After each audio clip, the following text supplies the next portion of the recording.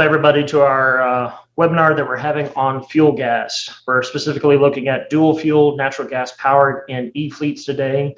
This is coming from a lot of our clients reaching out to us wanting to know more about our products and how the industry is kind of converting their systems into these into this trend. So what I want to do is introduce the speakers. I'm Cameron Croft. I'm CEO of Croft Production Systems.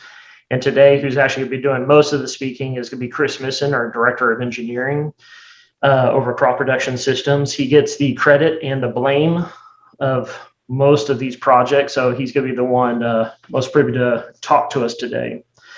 Now, we designed today's outline to talk specifically and try to hit as many of the questions that we received in the past.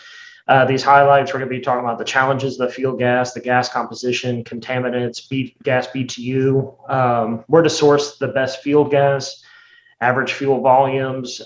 Then Christopher is going to go really deep into the specific requirements that he needs to get a better concept of what our clients are looking for, and then the deep dive into the equipment itself, and then the recommended options that he has. So to kind of get started on what we're talking about today, we're going to start with the challenges of field gas, gas composition basics and varieties of field gas.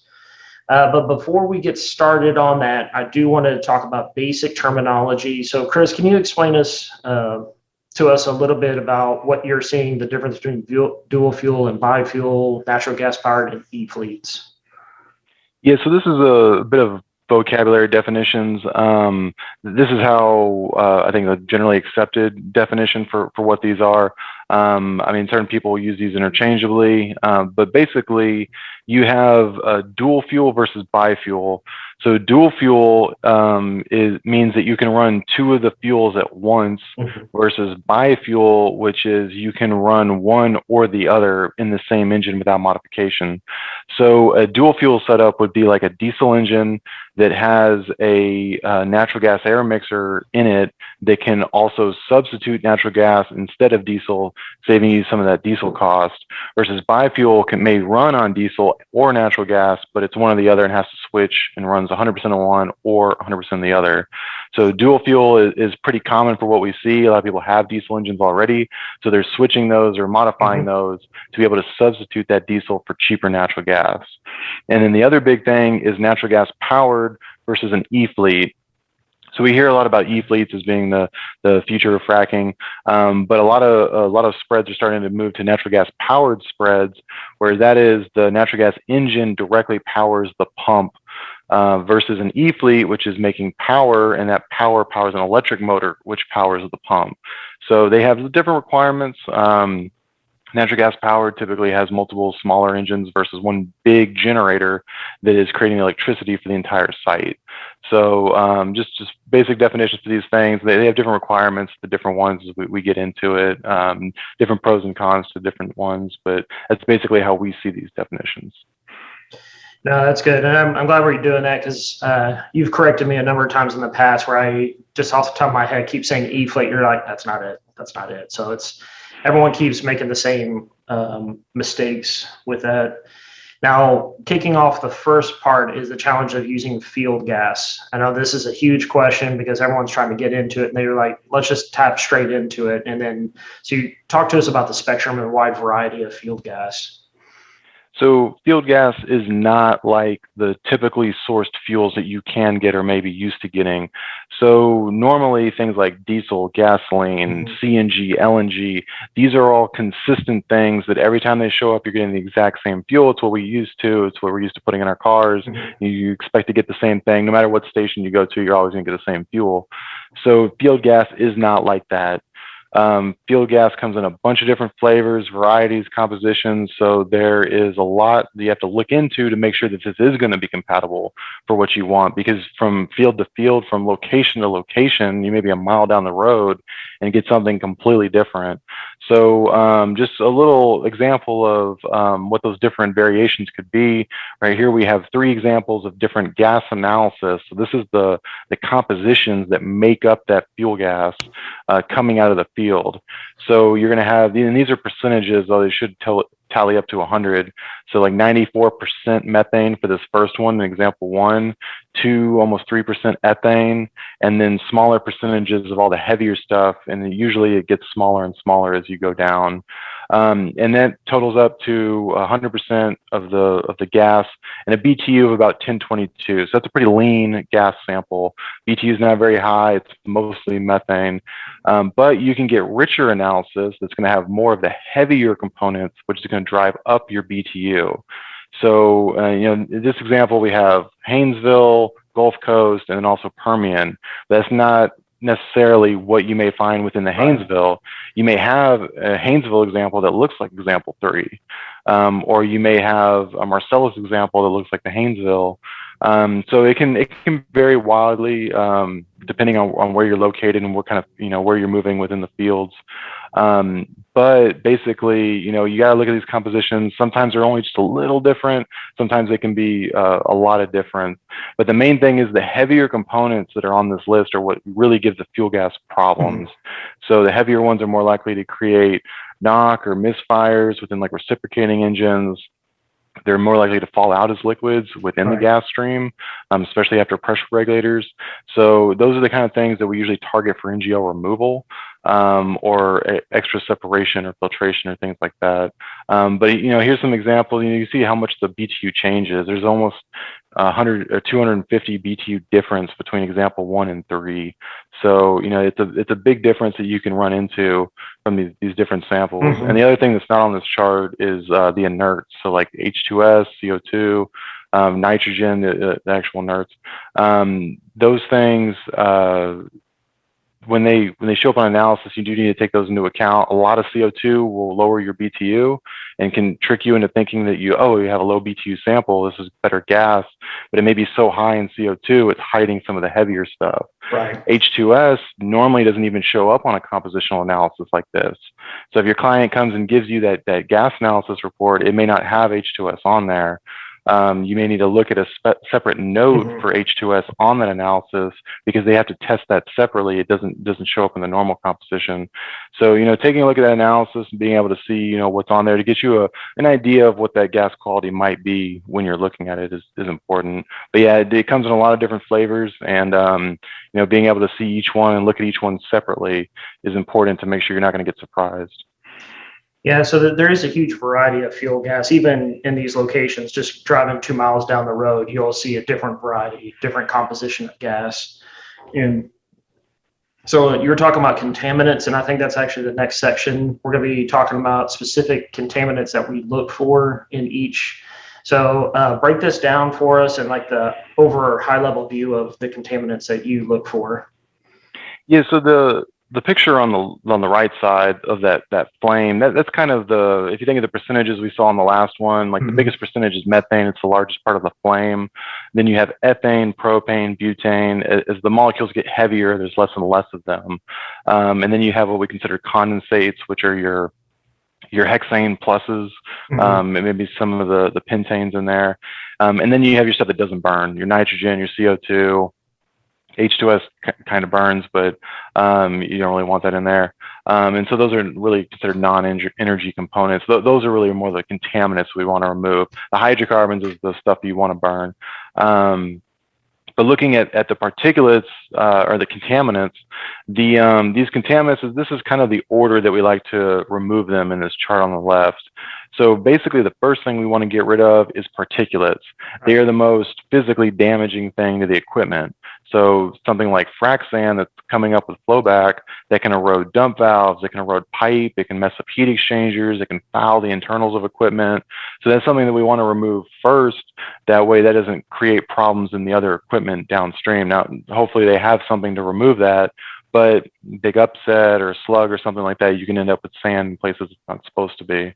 The next thing we like to remove is bulk liquids. And then maybe after the bulk liquids, some finer separation. But that's your oils and your water, your condensates, getting that out of there so that we can process just gas, because it doesn't always show up as just gas sometimes. Then sometimes we want to remove heat. Heat can play a factor in what your actual BTU is or what you're trying to achieve, and later processing heat can mess up those processes. So sometimes we want to cool that gas down. It makes things process better and can give you a cleaner gas. And then H2S and CO2, they're both corrosive. They both have negative effects on the gas quality. But the big thing is the H2S is deadly. So even if you can accept a small amount of H2S, then you may still not want to, just because of the safety involved. And if you do have H2S, even a little bit running through the equipment on location, if you're running pneumatic systems and you have supply gas that you pull directly from that, and you get a little H2S coming out of a level controller, that may start setting off the little safety alarms, and then your little, your little pager thing starts going off, and the safety guy freaks out and starts shutting things down. So even if you can accept it, do you even think that's a possibility with like a E-fleet and stuff, where you got 30, 40 guys running around a consistent well site if there's any H2S present? I mean, it's never enough to really be a problem. I mean, the engines aren't designed to be able to burn, like the highest number I've seen is like 300 ppm into an engine. And so like that's not going to be enough to actually, make somebody pass out or something. If you did have a leak from it, it would take a very specific kind of leak in just the right environmental conditions and terrain and everything to make that actually deadly. But I mean, if you're not around H2S and the safety guy just, if the limit is 10 ppm and as alarms go off, they want to shut things down and check everything. Right. So, I mean, it's usually just better just to get rid of it and remove that separately. And H2S is one of those that it can come in all sorts of amounts. I mean, you could be at 30 ppm at one well, go to the next well, and it's 3,000 ppm. And that can be the difference between uneconomical and economical treatment of that gas. Right. And H2S can get expensive to treat too. So, getting rid of that and knowing how much you're actually going to receive is important. And then after those two, really we like to get out water vapor. So that's not water, like liquid water in the gas, that's like humidity in the gas. So the way we have humidity in the air, the gas has the same thing. What can happen though is if the gas gets cold, it'll start freezing up.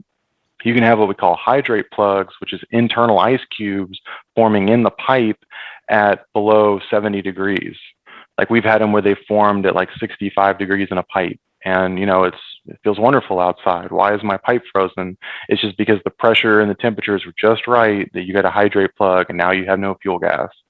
So water vapor can be really important, even when you don't need to remove anything else, because that gas is super clean. Like up in the Marcellus, where that gas comes out of the ground, like 98% methane, you can still have it when you need to take a pressure drop to send it to your fuel system, you freeze up. So sometimes that's the only real processing that we're doing is removing water vapor for some of these fuel gas samples. But it can be important, and it reduces corrosion and some wear and tear on your engine as well. Reciprocating engines, that extra water can cause problems like oil and stuff, and then create more need for more changes. But once that's gone, then we can go after the NGLs. So the NGLs are what we call condensates in this other diagram. Those are your natural gas liquids. That's stuff that if we chill the gas, we can remove because it turns to liquid and we can separate that out. And then once it's separated, you have a cleaner, lower BTU gas that's just those top components, the methane, ethane, propane type stuff. But this is the normal order that we like to remove things in. Get rid of the bad stuff first, and then work our way to the cleaner stuff, removing the NGLs. Well, and that's it. So kind of following into the gas BTU, that was our next big focus that your topic we were wanting to touch base on. So these are two examples that you have coming into it. So I'll explain, kind of go a little bit more into the BTU of the gas, because that seems to be a huge question that we're getting from people operating these sites. Yeah, so BTU is often a specification that the engine manufacturer is going to give you for your fuel gas. They want a certain limit of how hot that gas is coming in. If it's too hot, it can cause problems with it. Some manufacturers will give you a lower BTU. They say like, no more than 1150, and they're saying that because they know if the gas if it's not hotter than 1150, it shouldn't have the heavier stuff in it that can cause problems. Now, most of these engines will run on 1300 BTU, 1400 BTU if it was just methane and ethane, because there's no liquids to fall out and it's consistent fuel. So, but the manufacturers may be conservative in saying like, oh no, the BTU has to be this low, just to protect the engine, because they're afraid of what you might put into it for these different field gas samples. BTU can be tricky on these little tables. These are screenshots from our simulation program. The LHV and the GHV is the lower heating value and the gross heating value. Sometimes gross heating value is also higher heating value. Sometimes you see HHV. But the BTU, it's good to know when they're asking you what the requirement is, if it's the higher or the lower BTU number, because there's both. It's a difference on the heat of the water vaporization when you actually burn it. But a lot of specs, they're usually talking about the higher heating value, that gross heating value, is what they need to be under to have like a gas that's usable for those engines. I prefer using Wobbe index for a number for the gas quality. Wobbe index is a much better example of the interchangeability of the gases. So if you know what your Wobbe index was at site 1 and you know what it is at site 2 before you move, and it's pretty similar, you know you're going to end up running about the same that you were, because it doesn't take it's more about the burn at the actual burner inside the system, that the Wobbe index is taking into account like specific gravity. So it's more of like how interchangeable this is. It doesn't really matter if like, oh, you got a bunch more ethane, but you don't have the heavies, and so the BTU kind of looks the same. The Wobbe index kind of like equates these better. So, you know, like Wobbe index is really good to have like, okay, these are, you know, they're all within like 10 or 20 of each other. So these are all going to give me the same quality of gas that I had at this other site.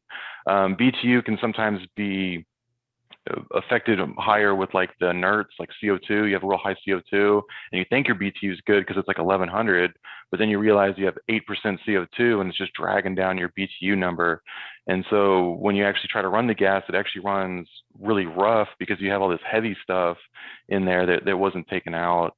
So BTU is important. Wobbe index is a really good equalizer across these different ones, because everything's just a different combination of all these different hydrocarbons with field gas. It's just not a consistent thing. So it is helpful to have something that can be consistent.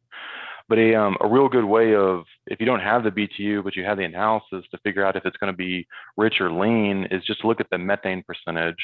So we have it listed here as C1. And so that C1 number is methane. If it's like 69 or 67% like these are, that's going to be a really rich sample. Like that's a real high risk of rough stuff in the gas that's going to make your burn rough. If you're running a reciprocating engine, you'd have to derate these engines because that gas would probably give you misfires, which means you lose horsepower. So it can cause problems. You know, seeing these things, if you saw like 90% methane, then you know that's a better sample. And so being able to see these and you know, have a decent idea of what you're seeing on these gas analysis can really help you filter through some of these pretty quickly and see like, oh man, this one's gonna be troublesome, or oh, this one should be pretty good, or at least take minimal conditioning versus, you know, a lot more work to get it out. But the heavy hydrocarbons, the stuff at the bottom, like the C6s, the C5s, those are the stuff that give your engines problems, especially reciprocating engines. Caterpillar, if you were to like put these analysis in Caterpillar's program for how that gas is going to burn, they take a big effect on the C5s and C6 for whether or not that's going to be a good gas to run in their engines. They weight those higher because they know the effect that that'll have, potentially damaging their fuel systems. So you definitely want to see small, tiny numbers on those heavier hydrocarbons at the bottom of that analysis. Because if it's bigger, if it's like 1% C6, which is hexane, it's going to be rough. Like you may have liquid fallout, and it'll probably give you some fuel problems. Let's go. Well, there's no questions on that, so we're gonna go into another one. Is we're getting from the questions is best source of fuel gas. So we kind of threw this quick thing together, but kind of go through the spectrum of what you've seen and what we've been on in the past. So the best place to get fuel gas is obviously the cleanest source that you can find. So where is the cleanest source going to be in the oil field? It's going to be after a processing plant. You know, ideally it's going to be to what the neighbor's house is getting. You know, if you run a gas line from his house over, then you know you're going to get the best fuel gas. It's going to cost you more to do that, and the neighbor's going to be pissed, but that would be the ideal gas that you could get from you know, an area. the further you get, or the closer you get to the wellhead, the worse that gas quality is going to be. The more processing it's going to take, the more risk that you have that you may have an upset with your fuel system. So kind of the basics of, you have your wellhead, so you could tap in right after the wellhead, but you don't know what's going to come up with that gas. Water slugs, oil condensate slugs. A rich well is just going to have liquids coming up with it, so you don't want to be right there. After initial separation is, we've been on sites where we're pulling right after initial separation. The initial separators are good; they get most of the liquid, but they're only designed to get most of the liquid. Upset scenarios, like we've had slugs run pretty far through our equipment, and it can be pretty problematic. But yeah, and at least after initial separation is where you want to be. You don't ever want to try to pull right after the wellhead. You want to be after whatever the first separator is on location minimally before you start trying to do anything. Compressor stations and gathering stations, these usually have some sort of processing on them, and you usually have higher pressure gas. And we'll talk on the next slide about why higher pressure can be better for you. But if you can pull gas from after the gathering station, like at the outlet of the gathering station, that's usually going to be cleaner gas than what is going to it from the wellhead. Right. So sometimes that may mean you got to run a little pipe to do that. You may have to run a polyline from that compressor station back to your well pad to be able to get that fuel gas to you, but that may be cheaper than what the conditioning equipment required to get that gas to the same quality that you could have gotten at the back end of that gathering station. So you don't want to have to add a bunch of extra equipment if you don't need to, because that's just going to drive up your conditioning cost for it. But if you can get from the backside of a gathering station to high pressure, that's probably going to be the cleanest gas that you can get in the field reasonably. Some fields may have processing plants where they're actually like removing CO2 and they're really driving that water content down, getting it like really clean. That would obviously be ideal, but those can be pretty far away to try to like get gas back to you. And that's one of the questions that came up was, what kind of longer pipeline are you pulling to location instead of using the wellhead gas? Is it a welded pipe or high pressure hose? What have you seen? So the longest we've been from a well site or gathering site back to the well site was a little over a mile, and they ran a poly pipe, like the big roll poly pipe, high pressure, back to the well site because we needed pressure. Like on the well site, it was only like 100 pounds of pressure, which isn't enough to really clean up anything. You can't really condition very well. All the separators are bigger. And so we can get 1,000 PSI if we got it off the gathering station.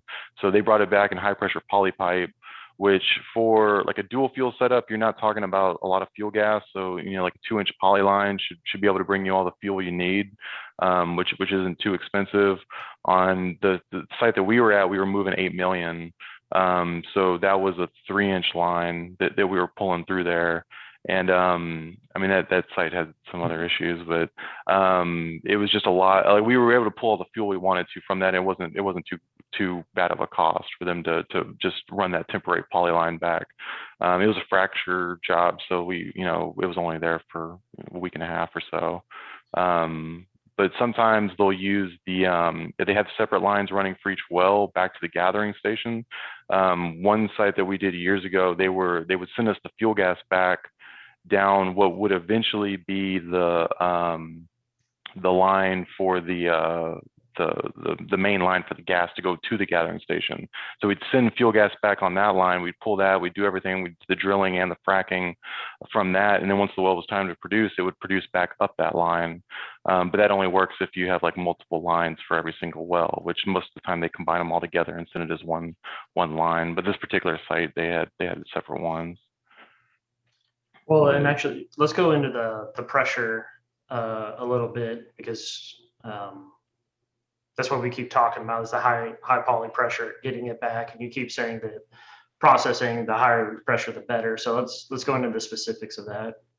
Yeah. So we're coming at this from gas conditioning people. Like our job is to clean up the gas for either use as fuel or use for our clients to sell it to a pipeline. So that's where our focus comes from. So for us, we always want high pressure. So, it's a lot cheaper to run a low pressure polyline to bring that low pressure gas over to you. and hook into that. But if we can have 1,000 psi, 1,100 psi, then that high pressure gives us a lot more room to do different things with the conditioning to get the gas cleaner, to give a better product to those engines. So here we have two samples. It's the exact same gas composition that came out of the well. We just have it at two different pressures. So 300 psi on the right and 1,100 psi on the left. There's a BTU difference between these two gases just because of the pressure change. So this gas was run through a compressor, and the BTU is actually lower by 35 BTU just because the pressure increased. So then this goes to why, and like the methane percentage increased, some of the heavy numbers decreased just because the pressure was increased on that gas. So that's why I say, like, if there's a compressor and you can pull that high pressure gas off that compressor and route that to you through like a high pressure polyline, yeah, it's going to cost more for that high pressure. But that'll give you a better quality gas just from that compressor. So then, any conditioning is going to do even better to give you even better quality gas. So when you're dealing with fuel gas, really sourcing is an exercise you kind of have to do every single time. And obviously, hopefully the clients would help you with this, like it's their gas that you're pulling from them. But the main questions are, where's like 1,000 psi-ish source of gas that's near here? What kind of processing is being done to that gas beforehand? How far away is it that we're having to bring this gas back to? Because if you have to pull off the well pad every single time, it can be rough. And we've done some smaller locations where we're bringing in compression to boost that up so that we can get that gas clean enough for those engines. That doesn't really economically work on the bigger frac spreads. So that's just when you're moving 8 million, that the compression cost and the mobilization for those giant compressors is just astronomical. It kills the economics. So if you can find the high pressure and bring that, then it was better off. Or we do all the processing on the well pad. We had one site where we did that, where we did all our processing on the well pad, and we got like 3 in a row where we were able to just send the field gas conditioned to the location, and we did everything on the gathering site. So all the liquids that we separated, all the vent gas and everything, all that went back into the gathering facility. So none of that had to be done on the site. That way we weren't in the way of everything as well. Right. But being able to source it, checking out, working with the client to find what the best source is, can definitely save you some money and headache in the long run. Well, average fuel gas volumes. So you talked about temperatures, you've talked about pressures. Now it's kind of going into the volume, how much you're actually needing for fuel gas. So you got some specifics here. We got three different scenarios that we're going to, but let's talk about this first scenario, and then if you can kind of go into each of those applications. Yeah, so this first one is a smaller one. This was the upper picture is for fuel gas for natural gas compressors. So these are big Caterpillar engines that are only running on natural gas. And then the lower one is for a drilling rig power for a dual fuel, where we were supplementing natural gas to diesel engines to drive down their diesel costs. And with the natural gas, compressors are always running, they need it 100% of the time. The dual fuel, obviously, we're trying to get like a high substitution number. The higher the better, because the gas is a lot cheaper than diesel. Right. But for what we typically see for compressor stations or drilling rigs, it's about 500 MCF a day is the instantaneous max that you got to pull through there. And there's when the engine's running max, you're going to have a certain fuel rate. A lot of you fuel guys probably look at it in like cubic feet per minute or cubic feet per hour. So like whatever that max rate is important, because that tells us like the max size equipment needs to be. But then you have your average daily usage, like what your actual daily consumption is going to be. And then that informs things like consumables that may be needed for the unit, or long-term run times on certain things. So knowing that is also important as well, and that goes into your substitution. So even though it's a max of 500 MCF, they really only pull 250 to 350 MCF a day of actual usage for it. But we have to be able to size for that high-end number, just to make sure nothing carries over, says something it's not supposed to. Well, in the next scenario is kind of getting a little bit higher fuel, which is a natural gas driven frac fleet. So this is kind of where you have to start beefing up your operations a little bit. But yeah, kind of go into these case studies too. Yeah, so dual fuel is convenient because you can always switch back to diesel. So there's definite benefits being able to do that. Some of the bigger natural gas driven fleets, they can also switch to diesel. But when on a dual fuel setup, if the gas just dies off, it automatically switches to diesel, and you can run. You're already set up to continue running on that for days, if you need to. So it's not quite as critical to have some of the safety systems, or the uptime systems for some of these fuel gas systems. If you are running strictly natural gas, then you may want some extra redundancy in that unit to be able to make sure that you can stay up as much as you're hoping for. But typically what we see for these kind of setups, so that like a typical dual fuel application from what we've seen when we put these equipment out, is they're running a max of 3 million instantaneous flow rate.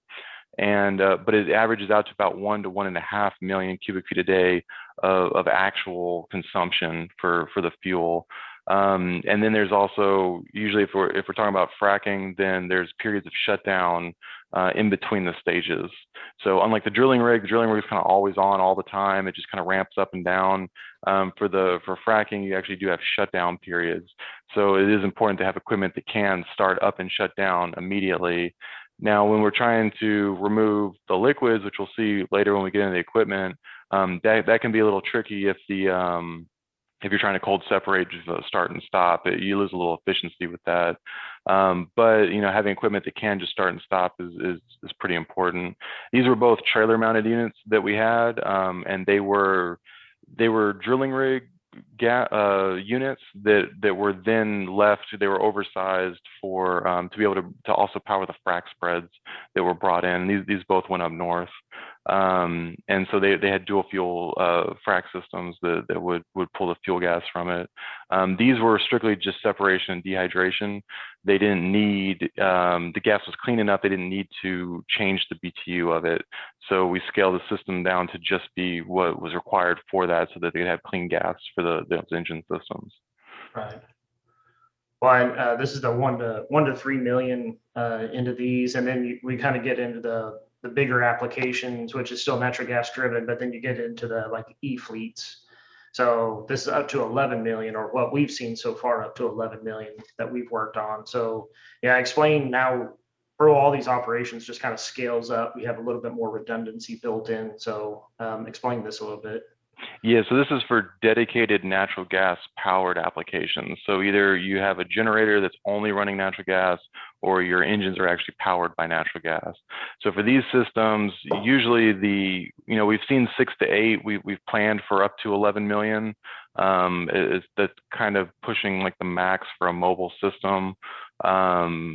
But the actual usage is really more like 3 to 4 million for the total consumption per day. And that depends on the types of engines. Certain engines have different efficiencies, certain run times are different. Like the E-fleet, they're usually powering other things. So, there may be a secondary generator that's always on, that's powering other things that runs on natural gas. And then the main turbine is what gives the site power that may turn on, turn off.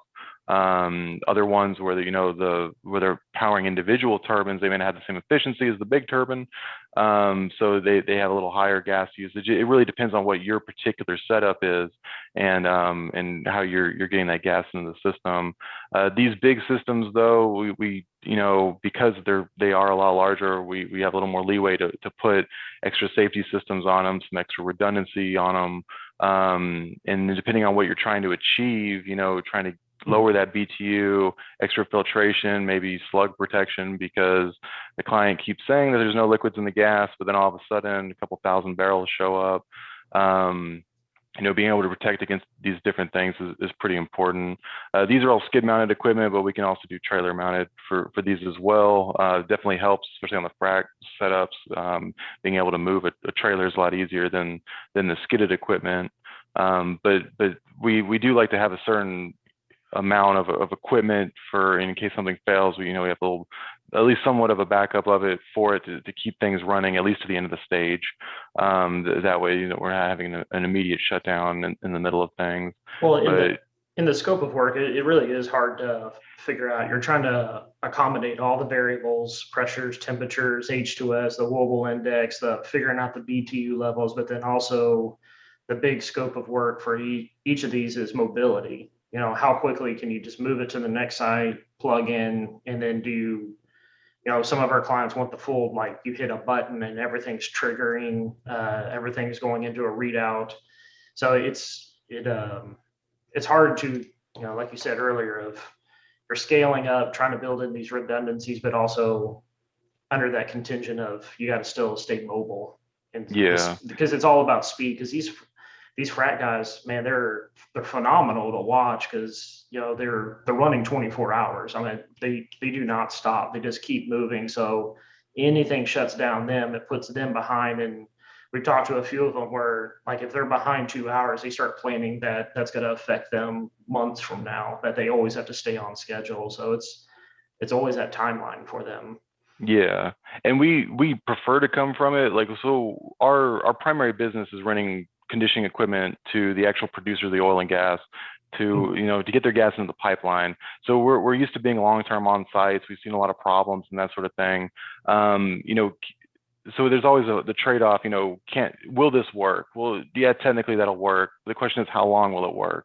It's like, yes, you can run a generator on that gas, but are you going to blow it up in 6 months when you get a slug through it because you got a little Parker coalescing filter that's just a little inline screw pipe thing that can barely hold a gallon of liquid, and that was the extent of the gas conditioning that was put into the system. Like, yeah, it worked great for 6 months until any amount of liquid came through and then blew up your fuel train. So versus or this system, which can handle X amount of liquid coming into it, all these failure conditions that the client said probably will never happen, and no, our gas is good. That's the way we like to come at it, to make sure that there's a solution that you won't get hammered with a giant slug, or, oh, the gas is dehydrated, but is it really? Do you need to be able to handle that? It's that risk management, trying to figure out the probabilities of failure throughout the whole system. And then Yeah. we actually had another question just come through. How do you dispose of the produced NGLs? Because I know we got fallout in multiple areas, and then we even have a JT system on some of these locations. So how are the clients, their multiple ways of disposing NGLs? Yes. So the standard way, if you want to try to sell it, would be to put it in a pressurized tank. Well, you have two different, well, you have three different liquids that may come off of it. You have water, you have oil, and then you have your NGLs, which are your cold separated liquids that are going to turn back into a gas if you don't keep them under pressure. Typically, if we can, we send all that back to a gathering facility or compressor station. They can handle that. So that's like option one would be dump everything into one pipe, send that all the liquids back together, and then that'll be separated and managed properly at the other end. The other option, the opposite end of that option, would be to have a separate water tank, oil tank, low pressure separation to separate those two, and then a separate NGL tank to keep that under pressure and then truck that away. Now that's a lot more tanks and expenses to do all that. Again, we had benefits of being on the gathering sites when we're doing this fuel gas application. Just send the fuel to the location can be beneficial, because then all that liquid can stay on the gathering site that's usually meant to handle at least a certain amount of that. But that can be tricky. And again, it goes into, where did you end up? How far are we from other infrastructure? What are we going to have to do at this particular location? It becomes site specific to what you can do. And are you making any NGLs? Like, certain sites just don't really, are not enough to warrant, any sort of like pressurized tankage or anything like that. A little off gas you may get is, acceptable losses, and you can just send that to the water tank.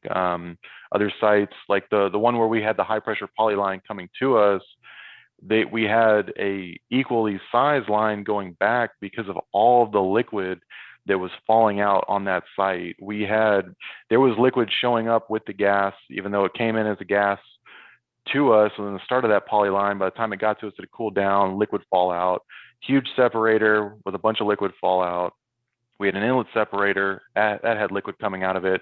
We had our dehy vessel, and we had another separator that had liquid coming out of it, plus the client's fuel system, which had some separation and a bunch of liquid coming out of that too. So I mean, we were sending a tremendous amount of liquid, but we were sending it all way back to the gathering facility. So there was actually 2 polylines run, one for the gas and then another one, slightly smaller, but running back for the liquid at a lower pressure to send all that back. But again, it's site specific to what what's going to make more sense. Does it make more sense to put tanks? Does it make more sense to run a pipeline? How close or far away are we from these other things?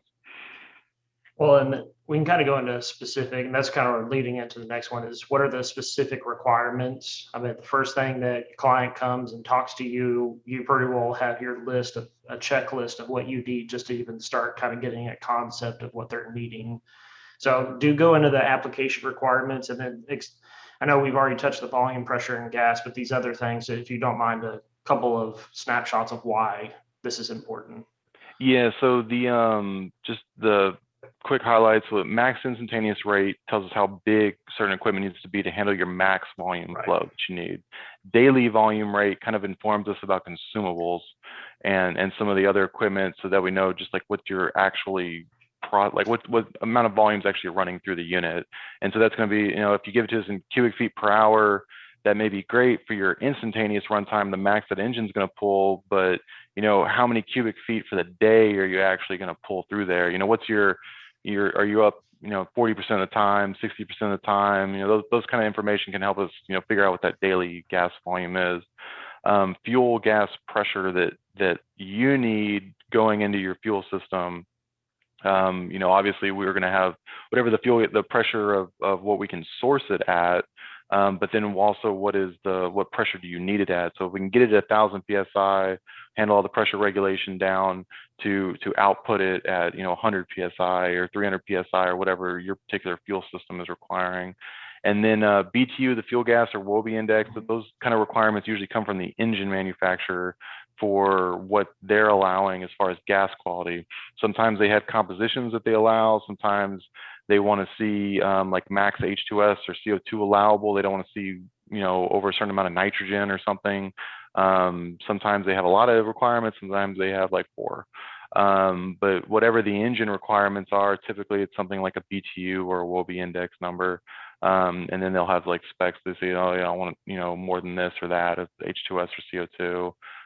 Usually it's like 25 ppm H2S is pretty standard for like reciprocating engine type fuel trains. Turbines can actually handle more H2S. A lot of them can. But again, it's more of a big safety thing. Like, do you just because you can put 300 ppm through a turbine, do you want to? Do you want that emission problem? Do you want to have H2S? Can you have H2S running through all your conditioning equipment? For us, the answer is no. We don't want H2S running through our JTs or our DHIs. We want that separated ahead of time.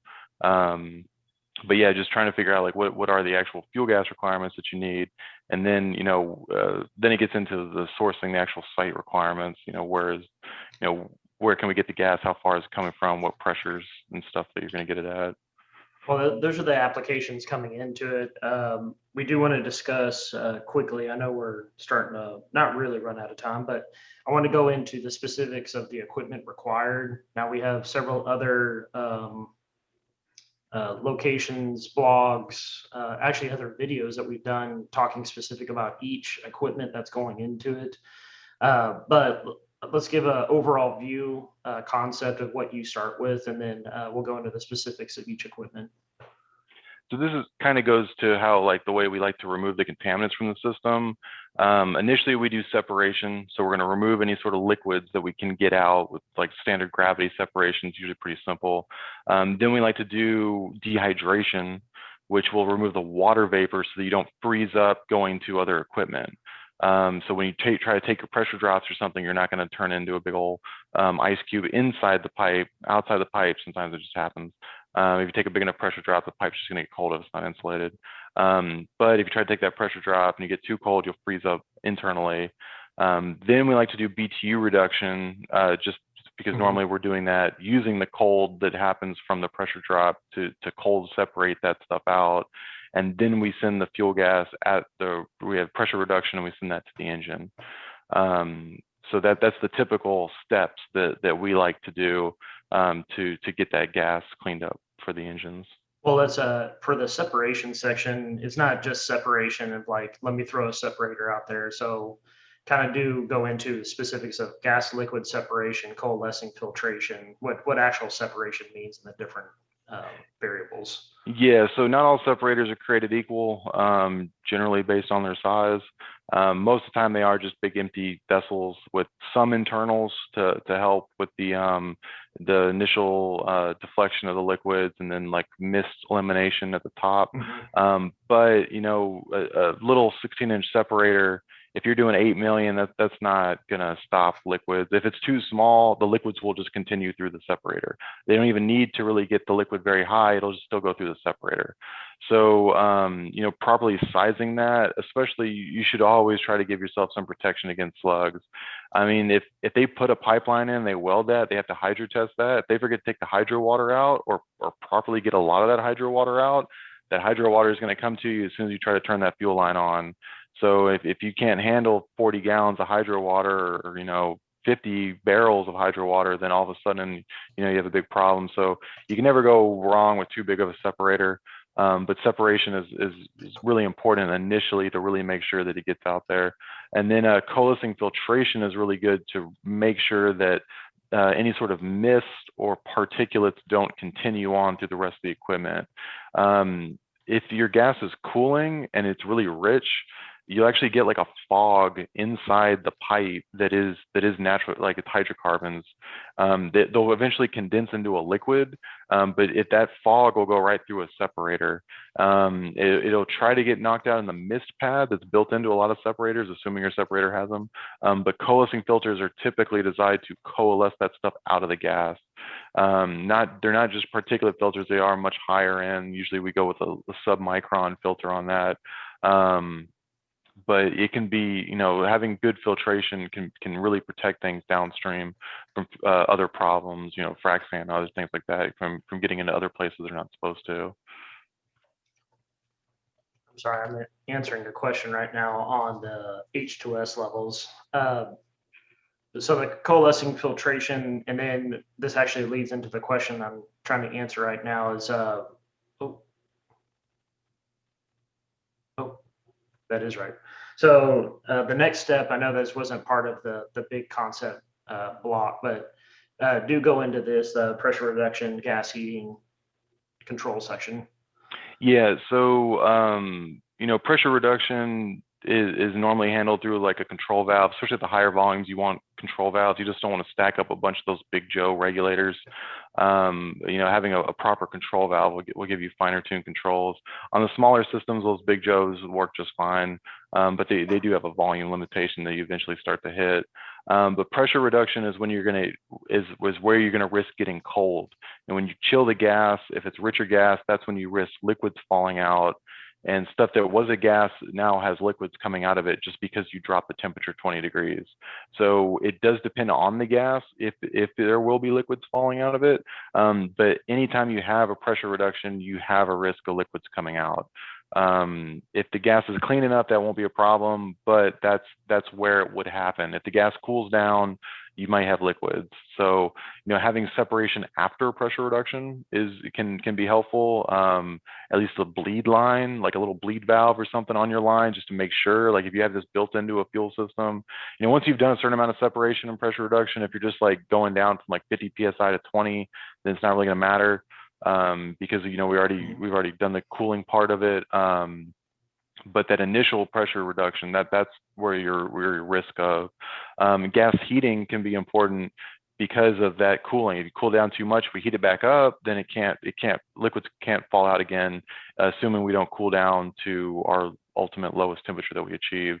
But yeah, gas heating can be important to really make sure that you are way above that what we call hydrocarbon dew point, the temperature at which liquids will form in the pipe. So if we heat it up enough, we're going to be way away from that, and that risk has been gone. You can take all the pressure drops you want, and you're not going to have that problem anymore. Well, so once you do the separation, pressure reduction, gas heating, you're getting it back up to the level. The next thing is removing the water from our concept. So We utilize heavily on the passive dehydration system only because it's easy. You switch on a valve and you're ready to go. And that seems to be working very well with, I guess, trying to stay within the scope of work of operations of, we have glycol systems, we lease and we sell those things, but trying to get someone experienced enough to get them kicked up, started up, circulating, changing out the filters and having a good understanding where it's a little bit more effort than what's necessary. But kind of go into the passive dehydration systems. Yeah, I mean, I don't want to dive too deep into it, but basically, our passive dehydration systems versus other ways of dehydrating gas, ours can handle start-stop flow. Like you can turn it off for 10 minutes, turn it back on for 10 minutes, turn it off again. Our PDS system, it can handle that no problem. Where the valve just gets shut, and then you open the valve and flow happens again. You shut it off. Like our units handle that better than any other dehydration system that we've seen on the market. So that, like glycol systems, if you ever heard them or used of them, they're complicated. They have pumps and burners, and they have to be started up every time. If you're, on 1 hour frac stages and you're shut down for 30 minutes and then an hour again, like you don't want to be restarting that, and starting and stopping flow on certain systems can create problems with them, carryover issues or other issues with them. So our passive dehydration system is really good at just drying the water out of the gas so that it doesn't create freeze ups and that moisture isn't in your fuel gas, isn't creating corrosion or anything else down the line. But mainly you're not freezing up. That's the main thing, is just dry it out, get all that water out of it, all that water vapor out of it, so that you don't have those freeze up problems. Well, right after the dehydration, you remove the water, so you decrease the probability of a hydrate formation. The next step was the BTU reduction. So kind of go into, I know we have links and for all those actually paying attention to it, we're going to have links in all of our YouTube channels. So if you want to know more about a specific product line, you can definitely go to it. But do explain a JT system to us. Yeah, so basically we take a big pressure drop. So this is why we like to have that real high pressure, like 1,000 PSI pressure, because we're going to take like a 600, 900 PSI drop, whatever big drop we can get. We're going to get cold safely inside of our system, and we're going to use that cold effect to cold separate out the heavy stuff that's causing you the BTU problems on your gas. And we have heat exchangers and cold separators and control valves with pressure regulators on them to do that. But basically we chill the gas, we cold separate out that heavy stuff, and then you get a lower BTU gas on the outlet, but also more consistent gas on the outlet, because just temperatures can make the BTU go up or down. Like you were getting the gas at 100 degrees, and then it's really hot now, and now you're getting your gas at 120 degrees from the field. That gas may now be a higher BTU because it's hotter, because it can hold more of the heavier hydrocarbons. So we can handle these. Like the JT gives us the opportunity to kind of even out those swings in BTU, so you get a more consistent quality fuel gas into your fuel systems. That was a duplicate. So the next thing was the gas conditioning equipment options. So these are the things that you're highly recommended. That I've heard you on enough conference calls and video conferencing that you're always kind of pushing this hard, because it's better control, better redundancies built in. But do explain why you always recommend this. So it's basically visibility of data. Transmitters are expensive. I mean, those little $2,000 transmitters start to add up pretty quick. But being able to see your pressures and temperatures, having a gas meter that is basically a little computer that you can plug this stuff into, that you can start doing conditional logic where you say like, oh, if this pressure gets too low, alert somebody, warn somebody. That way they can come fix it before you have an entire, an emergency shutdown or something. Having emergency shutdown valves is good. High level kills, if your separator gets overflowed, being able to shut that off and shut a valve so that the gas does not continue with that liquid into your fuel system. Really good. There are options. You don't necessarily have to have them. You only need it until you don't need it until you do need it, right? So, but all that combined with remote monitoring, and you have a full solution to where you can just look on your phone and you can see, even if you're on the other side of the pad, you look at your phone, you can see what's going on. You don't have to walk over there and check on anything. But yeah, they're good options. But yeah, it's basically just visibility, being able to have that visibility into what's going on that equipment so that you can troubleshoot it. Normally, we are not at our equipment. So our goal is to put this equipment out there that we only need to show up for a move. And this equipment, once started up, it will run and do everything it needs to for a month. And then we'll come by once a month or during the move to handle it. So this isn't 24-hour operation equipment. It's designed to run unoperated for a month. Maybe with some visibility, just walking around, making sure there's no leaks or, anything, things are within where they're supposed to be. But, having this visibility definitely lets us get warnings ahead of time before something happens. Well, and then we've done enough times where that continuous improvement of, because you are going to get bumps and bruises along the way. There's going to be failures. There's going to be liquids, or all of a sudden liquid slugs hitting us, BTU changes, and then these little call outs that you're always putting on, the alarms. It really does help out the redundancy of shutdown, because the last thing you want to do is have at any stage it goes through the processing and it didn't process, and then now you're hitting $1 million per engine equipment. And it's just kind of a hard thing to swallow at that time. So I've heard you enough times talking about these add-ons, and you're always pushing, and we're trying to educate the clients and the operations as much as possible. It's still their decision, but it seems like a lot of people are turning into it like, no, we can't have a failure mode. We got to have these things added on. It's backwards. So that's equipment options. That slide should have been before the other one. But it's been the hour. We're going to go ahead and wrap up. So this is my contact information, company contact information. If you have any specific questions that you didn't answer on this, or you have someone else that wants to set up a conference call with Chris and kind of get this thing started, scenarios, we're here for you. That's the reason why we're doing these things. So please reach out to us. At that time, you can go through the company, which will go to one of our sales reps, and then they'll go get with Chris, or you can reach out to me directly. Now, free hat or shirt. So you will get a survey email. This is the only way that we know that we're can get better, that continuous improvement, and how to tailor and improve these upcoming webinars. And if you have a webinar idea, please put that in the comments of you want to see this. One of the comments that we received is they want to go more into natural, the triethylene glycol clean out. So that was a fantastic one. We're putting that webinar together right now. If you need a professional development hour, reach out to us so that way we can ship you that paper for 1 hour so you can add it to your continuing education.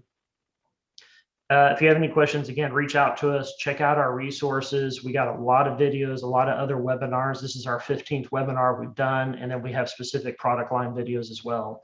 So appreciate everybody for joining us. And then Chris, thank you for taking the time and talking with us. Yeah, no problem. All right, take care, everybody.